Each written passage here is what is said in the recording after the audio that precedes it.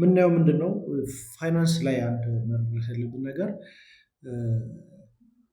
አብዛኞቹ ነገሮች ያው ቴክኒካል የሆኑት ነገሮችን በሲምፕል ተርም ማስረዳት እንችላለን፣ መረዳትም እንችላለን ማለት ነው። ቀለል ካደረግነው ቢያንስ ፋይናንሱን እንኳን እኛ ራሳችን ሙሉ ለሙሉ ባንሰራው ክሊር የሆነ አንደርስታንዲንግ ግን ይኖረናል ማለት ነው። አሁን ፋይናንስ ላይ ነገሮችን በጣም ኮምፕሊኬት ሊያደርጉ የሚችሉ ነገሮች ግን በጣም ሲምፕል የሆነ ነገር ምንድነው? ቻርት ኦፍ አካውንት በመባል ይታወቃል። ቻርት ኦፍ አካውንት እንዴት ነው? የአንድ ቢዝነስ ትራንዛክሽኖች ቋንቋው ነው ማለት ነው። ቤዚክሊ ግራመሩ ነው ማለት ምንድነው? አሁን ለምሳሌ አንድ ቢዝነስ ኦነር ብዙ አይነት ትራንዛክሽኖች ያካሂዳል። አንድ ቢዝነስ ብዙ አይነት ትራንዛክሽኖች ያንቀሳቅሳል ማለት ነው። ስለዚህ እኒያን ትራንዛክሽኖች ኤክስፕሌን የምናደርግበት መንገድ ስታንዳርዱን በጠበቀ መልኩ ማለት ነው።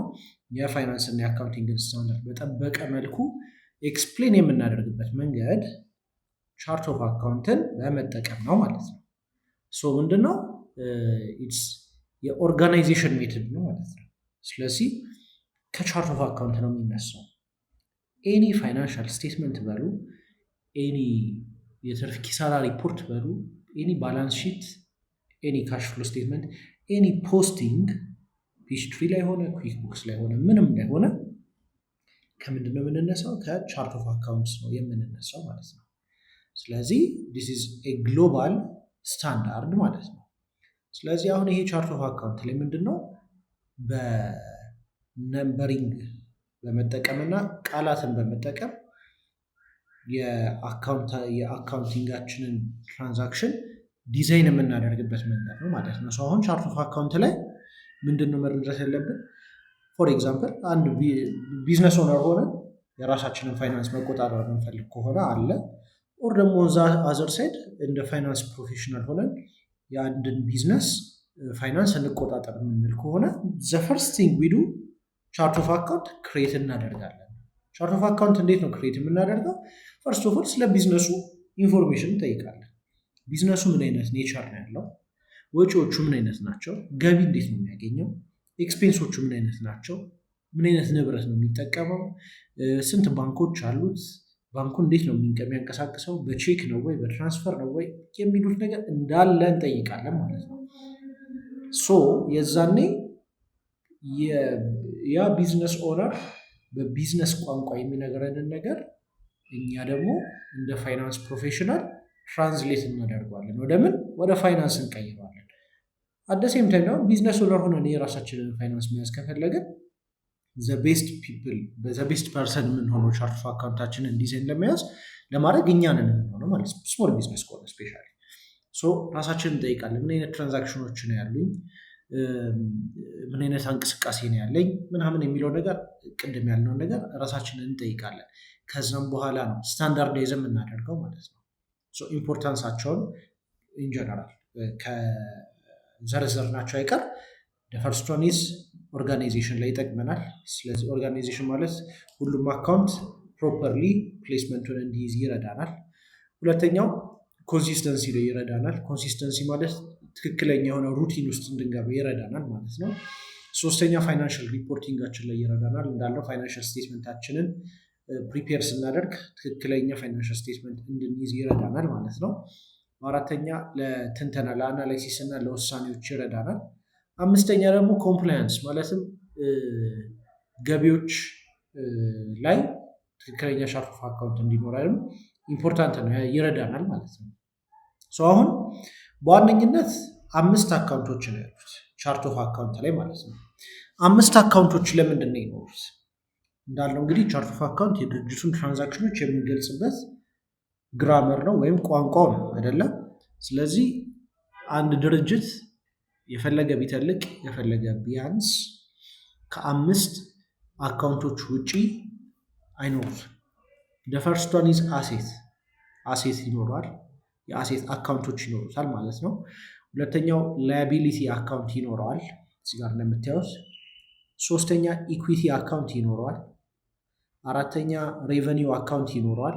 አምስተኛ ደግሞ ኤክስፔንስ አካውንት ይኖረዋል ማለት ነው። አንድ በአንድ ዳይሴክት እናድርገውና ምን ማለት ነው የሚለውን ነገር እንዘርዝራቸው።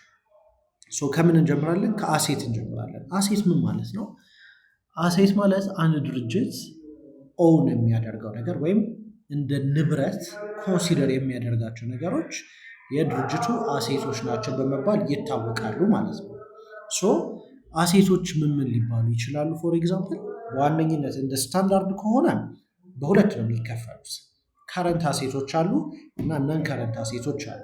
አሁን እነዚህ ከረንት እና ነን ከረንት አሴቶች ምንድን ናቸው የሚለውን ነገር እንግለጽ፣ እንከፋፍላቸው።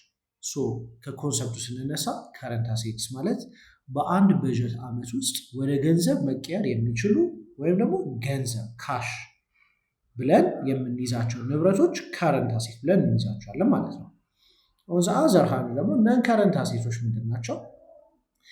ወደ ገንዘብ ለመቀየር ኢንቴንሽን የሌለን እንደ አገልግሎት ለድርጅታችን እንደ መገልገያ የምንጠቀማቸው የንብረት አይነቶች እና በዚህ በአንድ በጀት ዓመት ውስጥ ወደ ገንዘብ የመቀየር ዓላማ የሌለን ንብረቶቻችን ነን ከረንት አሴት ተብለው እንይዛቸዋለን ማለት ነው።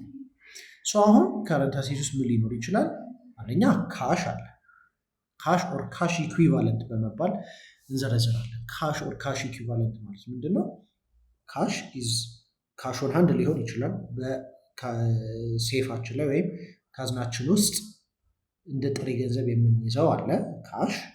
ከዛ ውጭ ደግሞ ካሽ አት ባንክ አለ፣ የንግድ ባንክ አካውንታችን ውስጥ የአዋሽ ባንክ፣ የአቢሲኒያ፣ የዳሽን እያለ እየዘረዘርን የእያንዳንዱ ባንካችን ውስጥ ያሉት ንብረቶች ያሉት ገንዘቦቻችን ካሽ አት ባንክ ተብለው ከረንት አሴት ውስጥ ይመዘገቡልናል ማለት ነው። ዛትስ ዋን። ሁለተኛ ደግሞ ምን አለ? አካውንት ሪሲቨብል አለ። አካውንት ሪሲቨብል ምንድን ነው? ከረንት አሴት። ለምንድን ነው ከረንት አሴት የሆነው? አካውንት ሪሲቨብል ከተርሙ እንነሳለን። ምን ማለት ነው አካውንት ሪሲቨብል? አካውንት ሪሲቨብል ማለት የአንድ ድርጅት በዱቤ የሚሰጣቸው አገልግሎቶች ወይም እቃዎች ማለት አካውንት ሪሲቨብል በመባል ይታወቃል ማለት ነው። ዱቤ ሲምፕል ክሬዲት ማለት ነው። በክሬዲት የሰጠነው ነገር አካውንት ሪሲቨብላቸው ነው። አካውንት ሪሲቨብል ደግሞ ለምንድን ነው ከረንት አሴት የሆነው? አካውንት ሪሲቨብል ዛሬ ከሰጠን መቼስ የዛሬ 3 ዓመት 4 ዓመት የመቀበል ዓላማ አይደለም ያለን። ማክሲመም በ6 ወር ውስጥ ያንን ያስረከብነውን በዱቤ የሰጠነውን ነገር ገንዘቡን መቀበል አለብን። ከዛ ካለፈ ሌላ ችግር በአዴት ነው ወይም ደግሞ ወደ ህጋዊ ነገር ልንሄድ እንችላለን ማለት ነው። ስለዚህ አካውንት ሪሲቨብል ማለት ወደ ገንዘብ መቀየር የምንፈልገው አስቸኳይ የያዝነው እንትናችን ነው ማለት ነው። ማለት ወደ ገንዘብ መቀየር የምንፈልገው አገልግሎታችን በዱቤ የሰጠነው ማለት ነው። እሱ ሌላ ከረንት አሴት ነው። ሶስተኛ ደግሞ ምን አለ? ኢንቬንተሪ። ኢንቬንተሪ ወይም ደግሞ ስቶክ። ስቶክ ምንድን ነው? ወይም ኢንቬንተሪ ዝም ብለን ስቶክ አንይዝም። ስቶክ ወይ አምርቶ ለመሸጥ ነው ወይም ደግሞ አስቀምጦ ለመሸጥ ነው። ሲምፕል አይደለም? ስለዚህ በአንድ በጀት ዓመት ውስጥ የሆነ ኢንቬንተሪ ከገዛ በዛው በጀት ዓመት ውስጥ የመሸጥ ዓላማ አለን ማለት ነው አይደለም? ስለዚህ ያንን ኢንቬንተሪ በዛ በጀት ዓመት ውስጥ ካልሸጥ ነው ቢዝነሳችን ትክክለኛ ኢንቬንተሪ አልያዘም ማለት ነው። ኦር ደግሞ አንዳንዴ ፊክቲሸስም ሊሆን ይችላል፣ ሀሰተኛ ኢንቬንተሪም ሊሆን ይችላል። ስለዚህ ኤኒ ኢንቬንተሪ በአንድ በጀት ዓመት ውስጥ ለመሸጥ ዓላማ ስላለን ኤኒ ኢንቬንተሪ የያዝነውን ስቶክ የመሸጥ ፍላጎቱም ስላለን እንደ ቢዝነስም ካሰብነው ያቺ ኢንቬንተሪ ከረንት አሴት ውስጥ ትካተትልናለች ማለት ነው። ነን ከረንት አሴት ላይ ደግሞ ስንገባ ምን ምንድን ነው ያለው? አንደኛ የፕሮፐርቲዎች ሊሆኑ ይችላሉ፣ ፕላንቶች ኤንድ ኢኩዊፕመንትስ ምንድን ናቸው? እነዚህ የድርጅቱ ፊክስድ አሴቶች ነው ማለት ነው። ፊክስድ አሴቶቻችን ነን ከረንት አሴት በመባል ይታወቃሉ ማለት ነው። ስለዚህ በቃ ኤኒ መኪና፣ ንብረት፣ ፈርኒቸር በቃ በቀላሉ ለመሸጥ ዓላማ የሌለን ንብረቶቻችን ፊክስድ አሴት ኦር ደግሞ ነን ከረንት አሴት ብለን እንይዛቸዋለን ማለት ነው። አሴት አካውንቶች እኒ ናቸው ሲምፕሊ በቀላሉ። ላይቢሊቲ አካውንቶች ደግሞ ምንድን ናቸው? ላያቢሊቲ ትርጉሙ ምንድነው? የአሴታውን ያለው ምንድነው? ድርጅቱ ያለው ንብረት አይደለ? ላያቢሊቲ አካውንት ደግሞ ምንድነው? ድርጅቱ ያለበት ዕዳ። ስለዚህ ዋት ደ ካምፓኒ ኦውስ በሚለው ደግሞ እንይዟለን ማለት ነው። አሴት ላይ እንደከፋፈል ነው ከረንት እና ነን ከረንት ብለን፣ ላያቢሊቲ ላይም ደግሞ እንከፋፍለዋለን ከረንት እና ነን ከረንት ብለን። ሲምፕሊ ምንድነው ከረንት ላያቢሊቲዎች በአንድ በጀት ዓመት ውስጥ የመክፈል ግዴታ ያለብን የመክፈል ኦብሊጌሽን ያለብን ዕዳዎቻችን ከረንት ላያቢሊቲ በመባል እንይዛቸዋለን ማለት ነው። አደሴም ታይም በአንድ በጀት ዓመት ውስጥ የመክፈል ግዴታ የሌለብን ዕዳዎቻችን ሎንግ ተርም የሆኑት ዕዳዎቻችን ነን ከረንት ላያቢሊቲ በመባል ይታወቃሉ ማለት ነው። አሁን ለምሳሌ ዘ ሞስት ኮመን የከረንት ላያቢሊቲ አይነት አካውንት ፔየብል አለ፣ ሾርት ተርም ሎኖች አሉ እና ደግሞ የታክስ ላያቢሊቲዎች የታክስ ፔየብሎቻችን ደግሞ ይኖራሉ። አካውንትስ ፔየብል ምንድን ነው? ቅድማን አካውንትስ ሪሲቨብል በአንድ በጀት ዓመት የምንቀበላቸው በዱቤ የሸጥናቸው ንብረቶች ወይም ደግሞ አገልግሎቶች ናቸው አይደለም። ከረንት ላያቢሊቲ ምንድን ነው? በአንድ በጀት ዓመት ውስጥ የተረከብነው በዱቤ የወሰድነው የእቃ ወይም ደግሞ የተቀበልነው የአገልግሎት አይነት አካውንትስ ፔየብላችን ነው ማለት ነው። ታክስ ላያቢሊቲ ምን ሊሆን ይችላል? ቫት ፔየብል ሊሆን ይችላል፣ ዊዝሆልዲንግ ፔየብል ሊሆን ይችላል፣ ፕሮፊት ታክስ ፔየብል ሊሆን ይችላል። መክፈል ያለብን በአንድ በጀት ዓመት ውስጥ ግዴታ እንደ ዕዳ የሚያዙልን ነገሮች ከረንት ላያቢሊቲ ናቸው ማለት ነው። ነን ከረንት ላያቢሊቲ ደግሞ ጊዜ ያለን ሎንግ ተርም በረጅም ጊዜ የምንከፍላቸው ዕዳዎቻችን ደግሞ ነን ከረንት ላያቢሊቲ በመባል ይታወቃሉ ማለት ነው። ላያቢሊቲ አካውንቶች ይህንን ይመስላሉ። ሶስተኛው ምንድን ነው? ኢኩዊቲ አካውንት ደግሞ በመባል ይታወቃል። አሁን ኢኩዊቲ አካውንት ኢኩዊቲ ኤንድ ካፒታል ሬጅስትሬሽን የሚለው ኮርሳችን ላይ በደንብ አይተነዋል፣ ታዩታላችሁ እናንተም። ኢኩዊቲ ማለት የአንድ ድርጅት የባለቤቱ ድርሻ ማለት ነው። በቃ ቤዚክሊ የድርጅቱ እንዳለ ንብረቶቹ ዕዳዎቹ ከተከፈሉ በኋላ ለድርጅቱ የሚቀሩት ንብረቶች ኢኩዊቲ የባለድርሾቹ ወይም የባለቤቶቹ ኦነርሺፕ ወይም ስቴካቸው ወይም ሼራቸው ኢኩዊቲ በመባል ይታወቃል ማለት ነው። አሁን ኢኩዊቲ አካውንት ውስጥ ኮመን የሆኑት ነገሮች ምንድን ናቸው? አንደኛ ሪቴይንድ አርኒንግ አለ። ሁለተኛ ደግሞ ሼር ካፒታል ሊሆን ይችላል። ሼር ካፒታል ምን ማለት ነው? አሁን ለምሳሌ ለሁለት ከሆነ አንድ ድርጅት ፎርም የተደረገው ፒኤልሲ ከሆነ 50-50 የሆኑ ሰዎች አላቸው አይደለም፣ የሆነ አማውንት ኦፍ ካፒታል ማለት ነው። ስለዚህ ያ ሼር ካፒታል በመባል ይታወቃል። ካፒታል ደግሞ እንደ ሶል ፕሮፕራይተርሺፕ እንደ ግለሰብ ነጋዴ ከሆነ ደግሞ የከፈትነው ድርጅቱ ካፒታል ሬጂስተር ያስደረግነው 100,000 1 ሚሊዮንም ከሆነ ያቺ ኦነርስ ካፒታል በመባል ደግሞ ትታወቃለች፣ ኢኩዊቲ አካውንት ውስጥ ትካተታለች ማለት ነው። ከዛ ውጭ ምን አለ? ሪቴይንድ አርኒንግ ደግሞ ምንድን ነው? በየአመቱ ትርፍ ከተከፋፈልን በኋላ ወይም ትርፍ ከወሰድን በኋላ ወይም ደግሞ ኦነር ዊዝድሮዋል ካደረግን በኋላ በዲቴል ቀጣዮቹ ላይ ታዩታላችሁ፣ የሚቀረው የድርጅቱ የተከማቸ ሀብት ሪቴይንድ አርኒንግ በመባል ይታወቃል። ይሄ ምንድነው? ኢኩዊቲ አካውንት ይባላል። ስለዚህ ኢኩዊቲ ሲምፕል አድርገን ስናስበው የድርጅቱ የተከማቸ ማለት የድርጅቱ የባለቤቶቹ ድርሻ እንደማለት ነው። ከዛ አራተኛና አምስተኛ አካውንቶቹ ሲምፕል ናቸው፣ የምታውቋቸው ናቸው። ቤዚክሊ ሬቨኒው አካውንቶች አሉ፣ ማለትም የድርጅቱ ገቢዎች ማለት ነው፣ ኢንካሙ። ኤክስፔንስ ደግሞ የድርጅቱ ወጪዎች፣ ኮስት ሊሆን ይችላል፣ ኤክስፔንስ ሊሆን ይችላል፣ ሬንት፣ ሳላሪ፣ እያንዳንዱ እንደ ወጪ ኮንሲደር የምናደርገው ነገር ኤክስፔንስ ውስጥ ይካተታል ማለት ነው። ቻርት ኦፍ አካውንቶቹ በዋነኝነት እኒህ አምስቱ ናቸው። አንድ ድርጅት እንዳልነው ከነዚህ 5 የትራንዛክሽን አይነቶች ሊኖረው አይችልም። አካውንቲንግ አንጻር ኢትስ ኖት ፖሲብል ማለት ነው። አሁን ቻርት ኦፍ አካውንት ሲምፕል አድርገን ስናየው ኮድ አለው። አሁን ለምሳሌ ሌጀራችሁ ላይ ስለ ጀነራል ሌጀር ያው እናያለን በደንብ፣ ግን ሌጀራችሁ ላይ የምታዩት ነገር ምንድን ነው? ቺን ኮድ ታያታላችሁ። ካሽ አት ንግድ ባንክ ይሆንና 1100 ምናምን ሊሆን ይችላል። ወይም ደግሞ የባንክ ሎናችሁ እንደዚህ ኮድ ከጎን ሊኖር ይችላል ማለት ነው። ዝርዝር ኮዶች ብዙ ስታዩ ምንድነው የቻርት ኦፍ አካውንቱ ኮዱ ነው ማለት ነው። የአካውንቲንግ አይዲው ነው ማለት ነው። ስለዚህ ብዙ ጊዜ የተለመደው ምንድነው ከ1000 እስከ 1999 አሴት አካውንቶች ናቸው በአብዛኛው ጊዜ በጋፕ ስንመራ ማለት ነው። በእኛም ሀገር ስታንዳርድ የተለመደው እሱ ስለሆነ ማለት ነው። ስለዚህ እኒ ኮዲንግ ሬንጆች በአብዛኛው ጊዜ አካውንቲንግ ካታጎሪውን ወይም ደግሞ ቻርት ኦፍ አካውንቱን ይገልጽልናል ማለት ነው። ብዙ ጊዜ እኒ ኮዶች ፒኤችፒ ስንጠቀም ወይም ኩዊክ ቡክስ ስንጠቀም እኒ የአካውንት ኮዶች እናያቸዋለን ማለት ነው። ቻርት ኦፍ አካውንት ሲምፕል እንደሆነ በዚህ ታያላችሁ። ኮዷን አስተያየታችሁ ሞስት ፕሮባብሊ ይሄ አካውንት ይሄ ነው ማድረግ እንችላለን፣ ግን እንደፈለግን ዲዛይን ማድረግ እንችላለን። ግን ኮንሲስተንት መሆን ስላለበት ከሌሎች ድርጅቶች ጋር ከሌሎች ፕሮፌሽናሎችም የለመዱት ተመሳሳይ መሆን ስላለበት ኮዱ ኮንሲስተንት ቢሆን ይመረጣል። አሁን ለምሳሌ እንደ ኤግዛምፕል ሲምፕል ቻርት ኦፍ አካውንቶች እዚህ ጋር ስናይ ፎር ኤግዛምፕል እዚህ ጋር የአንድ ቤዚክ ካምፓኒ ቻርት ኦፍ አካውንት ከዚህ ከቻርት ኦፍ አካውንት ተነስተን ድርጅቱ ምን አይነት እንደሆነ ልንረዳ እንችላለን። ምን አይነት ትራንዛክሽኖች እንዳሉት ልናይ እንችላለን ማለት ነው። ለምሳሌ ኮዱ አለ፣ የአካውንት ኔሙ አለ፣ ከዛ ካታጎሪ አለ። ለምሳሌ ኮዱ 1010 ነው። ሞስት ፕሮባብሊ አሴት አካውንት ብለን ልናስብ እንችላለን። ከዛ አካውንት ኔሙ ካሽ ኦን ሃንድ ነው። ካሽ ኦን ሃንድ ከሆነ ከረንት አሴት አይደለ? እዚህ ከረንት አሴት ከሆነ ካታጎሪው ምንድን ነው የሚሆነው? ዋናው አሴት አካውንት ነው የሚሆነው ማለት ነው። ወደ ቀጣዩ ስንገባ 1020 ነው። ከዛ አካውንት ኔሙ ባንክ ሲቢ የኮሜርሻል ባንክ ኦፍ ኢትዮጵያ አካውንት አለው። ስለዚህ ሞስት ፕሮባብሊ ሳይሆን ኦብቪየስሊ ምንድን ነው የሚሆነው? የአሴት አካውንት ነው የሚሆነው ማለት ነው። ከዛ 2000 ለን አካውንትስ ፔብል ይላል። አካውንትስ ፔብል ምንድን ነው?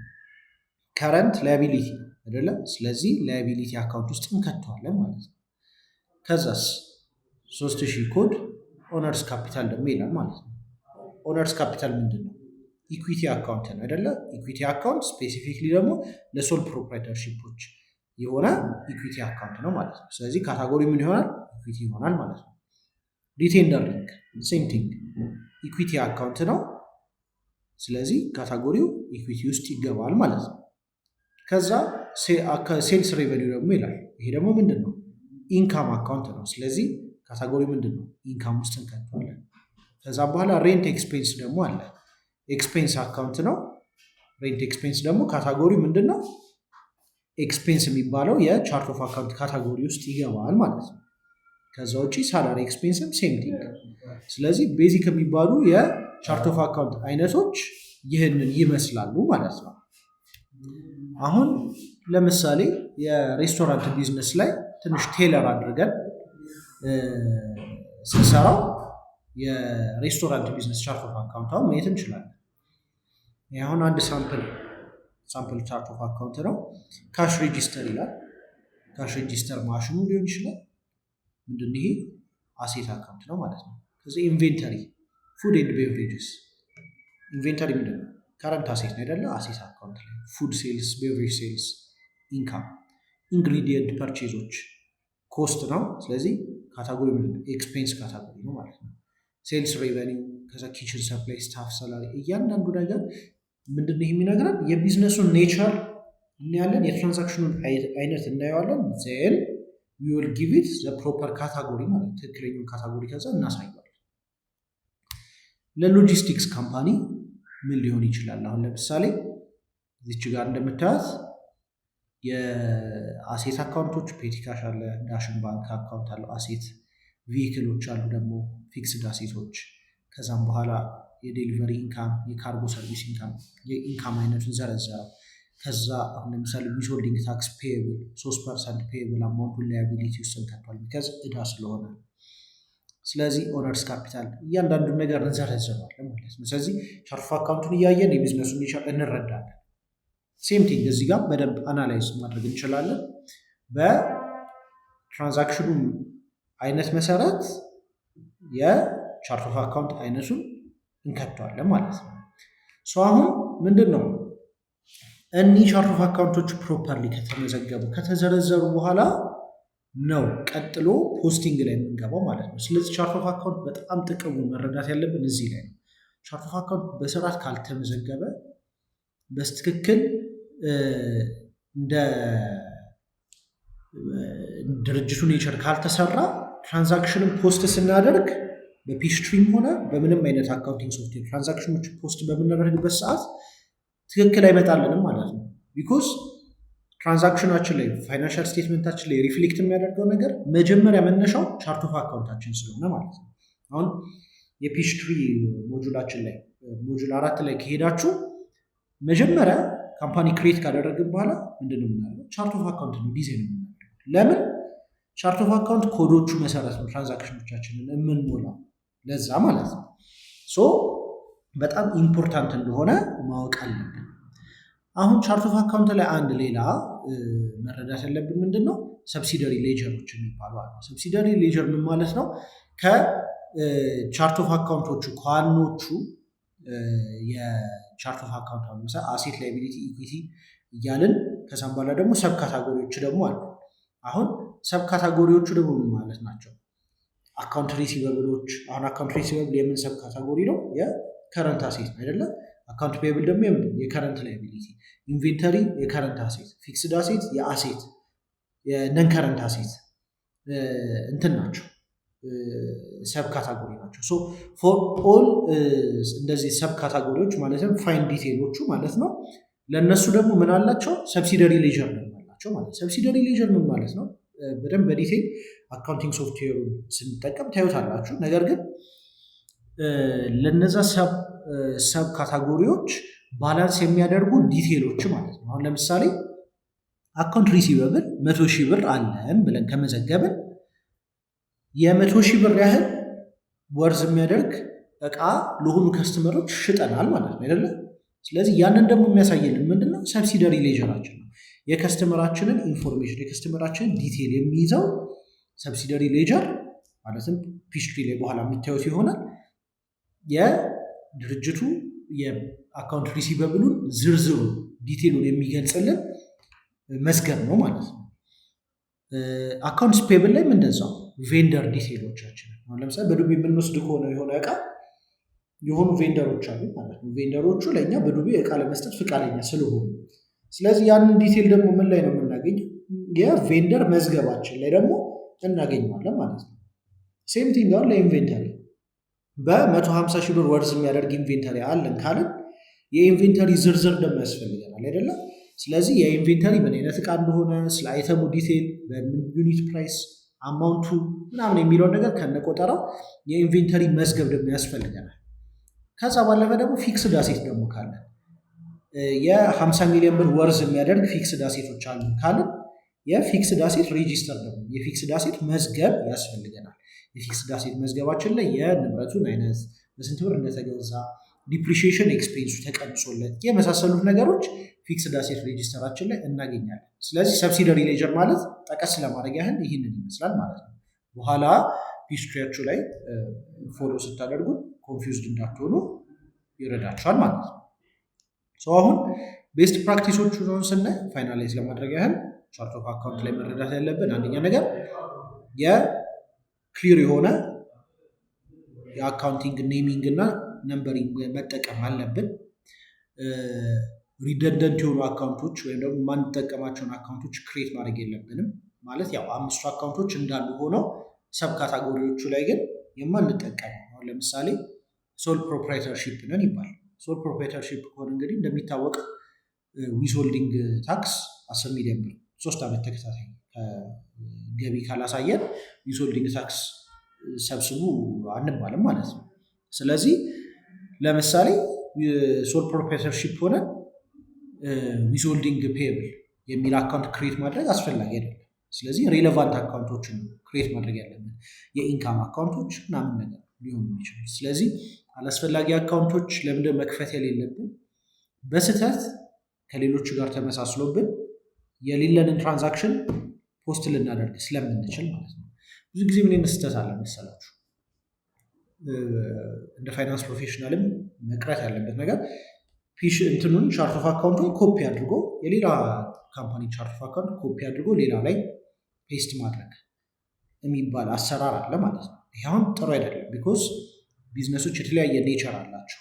አንድ አይነት ሴክተር ላይ ሆኖ የተለያየ ኔቸር ሊኖራቸው ይችላል። ስለዚህ የየራሳችሁን ቻርት ኦፍ አካውንት ዲዛይን ማድረግ መልመድ አለብን። ይህንን ኮንሰፕት በመረዳት አላስፈላጊ ዲቴሎችን አንከተም ማለት ነው የራሳችን ቻርት ኦፍ አካውንት ላይ። ሌላ ሁሌም ሪቪው ማድረግ አለብን። አዲስ ትራንዛክሽኖች ሲኖሩ አዲስ ቻርት ኦፍ አካውንት ክሬት ማድረግ ያስፈልጋል። አዲስ አካውንት አድ ማድረግ ይኖርብናል ማለት ነው። ሶ ስትራክቸራችን ሁሌ ኪፕ ካደረግን እቺን ኮንሰፕት ሁሌም ከተከተልናት ቻርት ኦፍ አካውንታችን አሪፍ ይሆናል፣ የጸዳ ይሆናል ማለት ነው። ሶ ይህንን በደንብ ቬሪ ኢምፖርታንት ኮርስ ነው ስለ ቻርት ኦፍ አካውንት ያየ ነው። ምክንያቱም ይህንን ቤዝ አድርገን ነው ወዴት የምንሄደው ሌተር ፒችትሪ አካውንቲንግን ሴትአፕ ስናደርግና ክሬት ስናደርግ ቻርት ኦፍ አካውንት ላይ የወሰድነውን ኮንሰፕት ነው አፕላይ የምናደርገው ማለት ነው። ቻርት ኦፍ አካውንት ይህንን ይመስላል።